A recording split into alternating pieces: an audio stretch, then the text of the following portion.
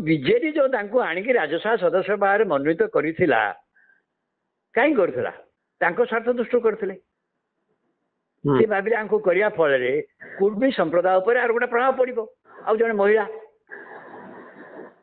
ତ ଆପଣ କି ବର୍ତ୍ତମାନ ସମୟରେ ବିଜୁ ଜନତା ଦଳର ଏମପି ମାନେ ଏଇଭଳି କିଛି ଡିଲ୍ କରିପାରନ୍ତି ଭାରତୀୟ ଜନତା ପାର୍ଟି ସହିତ? ଅସମ୍ଭବ ନୁହେଁ। କିଛି ଯୋଉମାନେ କୋର ଗ୍ରୁପର ଦଳର କୋର ଗ୍ରୁପ ସହିତ ନଥିଲେ ପ୍ରଥମରୁ ବା ଦ୍ୱିତୀୟରୁ ଦଳର ବିଭିନ୍ନ କାର୍ଯ୍ୟକ୍ରମ ସହିତ ନଥିଲେ କେବଳ ଆବଶ୍ୟକତା ଦୃଷ୍ଟିରୁ ଆସିଛନ୍ତି ବା ବିଜେଡି ତାଙ୍କୁ ଆବଶ୍ୟକତା ଦୃଷ୍ଟିରୁ କୌଣସି ନିର୍ବାଚନକୁ ପ୍ରଭାବିତ କରିବା ପାଇଁ ଆଣିଛି। ଯେମିତି ମମତା ମହନ୍ତଙ୍କ କଥା ହେଲା ତାର ଫାଇଦା ସେମାନେ ପଞ୍ଚାୟତ ନିର୍ବାଚନ ପାଇଥିଲେ। ମୟୂରଭଞ୍ଜ ଜିଲ୍ଲାର ଜିଲ୍ଲା ପରିଷଦ ପୁରାପୁରି ବିଜେଡି ହାତକୁ ଯାଇଥିଲା କିନ୍ତୁ ସାଧାରଣ ନିର୍ବାଚନ ସେଟା ହେଲା ନାହିଁ କାରଣ ସେ କହୁଛନ୍ତି ସାଧାରଣ ଜନତା ପଚାରିଲେନି। ଆଉ କୁର୍ମୀ ସମ୍ପ୍ରଦାୟ ମଧ୍ୟ ମମତାଙ୍କ ଉପରେ ବି ଖୁସି ନାହାନ୍ତି କାରଣ ମମତା ଯୋଉ ଭାବିଥିଲେ ଯାହା ହାସଲ କରିପାରିବେ ବୋଲି ତାହା ମଧ୍ୟ ନିଜ ସମ୍ପ୍ରଦାୟ ପାଇଁ ହାସଲ କରିପାରି ନାହାନ୍ତି।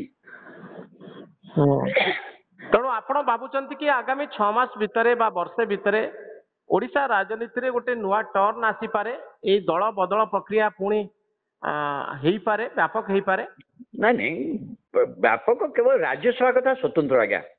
ରାଜ୍ୟସଭାରେ ଯିଏ ଇସ୍ତଫା ଦେବେ ବର୍ତ୍ତମାନ ସେ ସ୍ଥାନରେ ଗୋଟେ ବାଇ ଇଲେକ୍ସନ ହବ ଏବଂ ପ୍ରତ୍ୟେକ ବାଇ ଇଲେକ୍ସନରେ ବିଜେପି ପ୍ରାର୍ଥୀ ହିଁ ଜିତିବ କାରଣ ବାଇ ଇଲେକ୍ସନ ଜିତିବା ପାଇଁ ମିନିମମ୍ 74ଟି ବିଧାନସଭା ସଦସ୍ୟଙ୍କ ସମର୍ଥନ ଦରକାର ଯାହା ବିଜେପି ପାଖରେ ଅଛି। କିନ୍ତୁ ଯେତେବେଳେ ଆ ଅର୍ଥ ନୁହଁ ଅନୁମାନ କରିବେ ଜଣେ ବିଧାନସଭା ସଦସ୍ୟ ଯିବ ତା ପାଇଁ କ'ଣ ସମାନ ସେଇଆ? ସେ ବିଧାନସଭା ସଦସ୍ୟ ଗଲେ ତାକୁ ବାଇ ଇଲେକ୍ସନରେ ଲୋକଙ୍କ ପାଖକୁ ଯିବାକୁ ପଡ଼ିବ ନା। ଲୋକଙ୍କ ପାଖକୁ ଗଲେ ଲୋକ କ'ଣ ସେଇ ଅନୁସାରେ ଏଣ୍ଡୋର୍ସ କରିବେ କି ନା କରିବେ କିଏ କହିବ? ତେଣୁ ଏଇ ପ୍ରକ୍ରିୟାଟା ଚାଲିବ। ଦେଖନ୍ତୁ ଏବେ କାଲି ଆପଣ ଦେଖିଥିବେ ନିମାପଡ଼ାରେ ଯାହା ହେଲା। ନିମାପଡ଼ାରେ କ'ଣ ହେଲା? ଏମାନେ ଭାବୁଥିଲେ ଅନାସ୍ଥା ପ୍ରସ୍ତାବରେ ହଟେଇ ଦେବେ, ହଟେଇ ପାରିଲେ କି? ଯଦିଓ ସମୀର ଦାସ ଜଏନ୍ କଲା ପରେ ସମସ୍ତେ ଭାବୁଥିଲେ ସେ ସିନା ବିଜେପି ବିଧାନସଭା ପ୍ରାର୍ଥୀ ଜିତିଗଲେ କିନ୍ତୁ ସେଠି ଯୋଉ ଜନମତ ଆପଣ ଦେଖିଥିବେ ଗତ ବିଧାନସଭାରେ ପ୍ରତିଫଳିତ ହେଇଛି ଏବଂ ପଞ୍ଚାୟତ ସମିତି ସଦସ୍ୟ ଯୋଉ ଆରମ୍ଭ କରି ପୌର ପରିଷଦରେ ଯେଭଳି ଯୋଉ ଲୋକମାନେ ବିଜୁ ଜନତା ଦଳ ଅଛନ୍ତି ସେମାନେ ମଧ୍ୟ ତା ଭିତରେ ଏଇ ଯୋଉ ଚ୍ୟାଲେଞ୍ଜ ଆସିଲା ପରେ ଆପଣ ଲକ୍ଷ୍ୟ କରିଥିବେ ବିଜେଡି ନେତୃତ୍ୱ ମଧ୍ୟ ସେ ଅନୁସାରେ ସଂଗଠିତ ହେଉଛି। ଏଇ ଲୋକମାନଙ୍କୁ ପଚାରିବା ଆରମ୍ଭ କରିଛି, ଯୋଗାଯୋଗ କରୁଛି। ସେମାନେ ଭାବୁଛନ୍ତି ଆମେ କାହିଁକି ଚାଲିଯିବୁ ବର୍ତ୍ତମାନ 2027 ପୁଣି ନିର୍ବାଚନ ହବ ନା, ପଞ୍ଚାୟତ ନିର୍ବାଚନ ପୌର ନିର୍ବାଚନ। ତେଣୁ ବିଜୁ ଜନତା ଦଳ ଯଦି ଘର ସଜାଡ଼େ ତାହେଲେ ଭାରତୀୟ ଜନତା ପାର୍ଟି ପାଇଁ ଚ୍ୟାଲେଞ୍ଜ ରହିବ।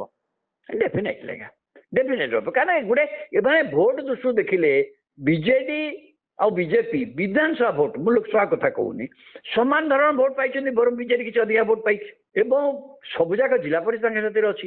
ମୁଁ କିନ୍ତୁ ଭାବୁଛି ଏଇ ଯୋଉ ପ୍ରକ୍ରିୟାଟା ମୁଁ ଭାବୁଛି ବିଜେପି କୋଉଠି ସମ୍ପୃକ୍ତ ଅଧ୍ୟକ୍ଷଙ୍କ ବିରୁଦ୍ଧରେ ଗୁରୁତର ଅଭିଯୋଗ ଅଛି ଆଣିଲେ ଅନଥା ପ୍ରସ୍ତାବ ଆଣିଲେ ଗୋଟେ ସମ୍ଭବ କିନ୍ତୁ ଏଇଟା ଗୋଟେ ରାଜନୈତିକ ପ୍ରକ୍ରିୟା ଭିତରେ ଯଦି ସେମାନେ ଆରମ୍ଭ କରନ୍ତି ସବୁ ତ ସଫଳ ହେବେ ନାହିଁ କିନ୍ତୁ ଏଇଟା ହବ ସବୁଆଡ଼େ ଗୋଟେ ଅସ୍ଥିରତା ସୃଷ୍ଟି ହବ। ଯଦି ଅସ୍ଥିରତା ସୃଷ୍ଟି ହୁଏ ବିଜେପି ହାତରେ ରାଜ୍ୟ କ୍ଷମତା ରହିଛି, ରାଜ୍ୟ କ୍ଷମତାରେ ସେମାନେ କିଛି କଥା କରିବାକୁ ଚାହୁଁଛନ୍ତି ଲୋକମାନଙ୍କ ପାଇଁ କିନ୍ତୁ ଲୋକମାନଙ୍କ ପାଇଁ ସେ ଯୋଉ କାର୍ଯ୍ୟକ୍ରମ କରିବେ ସେ କାର୍ଯ୍ୟକ୍ରମକୁ କାର୍ଯ୍ୟକାରୀ କରିବ କିଏ? ଖାଲି ପ୍ରଶାସନିକ ଅଧିକାରୀ ମାନେ କରିବେ। ପଞ୍ଚାୟତର ସାହାଯ୍ୟ ଦରକାର, ସରପଞ୍ଚ ମାନଙ୍କ ସାହାଯ୍ୟ ଦରକାର, ପଞ୍ଚାୟତ ସମିତିର ସାହାଯ୍ୟ ଦରକାର, ପୌର ପରିଷଦର ସାହାଯ୍ୟ ଦରକାର କାରଣ ଏମାନଙ୍କ ଜରିଆରେ ତ କାର୍ଯ୍ୟକ୍ରମ ଇମ୍ପ୍ଲିମେଣ୍ଟ ହବ। ତେଣୁ ସବୁଆଡ଼େ ଯଦି ଆପଣ ଅସ୍ଥିରତା ସୃଷ୍ଟି କରିବେ ଏବଂ ମୁକାବିଲା ସୃଷ୍ଟି କରିବେ ତାହେଲେ ସରକାରଙ୍କ କାର୍ଯ୍ୟ ବି ସେ ଅନୁସାରେ ଧିମେଇଯିବ, ହେଇପାରିବନି। ଏବଂ ସରକାରୀ ଅଧିକାରୀ ମାନେ ଏଇ ଯୋଉ ସଂସ୍ଥାରେ ଯୋଉ ସରକାରୀ ଅଧିକାରୀ ମାନେ ଅଛନ୍ତି ସେମାନେ ସବୁ ଅଡୁଆରେ ପଡ଼ିବେ ଯେ ଆମେ କୁଆଡ଼େ ଯିବୁ, କାହା କଥା କରିବୁ।